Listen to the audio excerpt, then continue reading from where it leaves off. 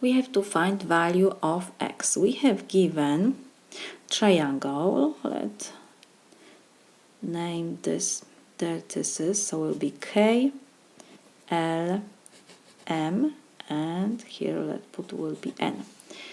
We have given that MN is perpendicular to KL segment. MN segment is perpendicular to KL segment. We have given angle LMN, measure of angle LMN is 25 degrees. And we have to find the x.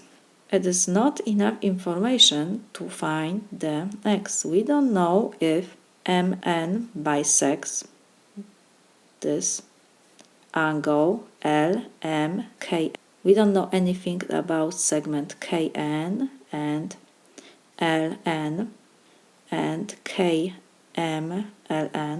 so it is not enough information to find the value of x.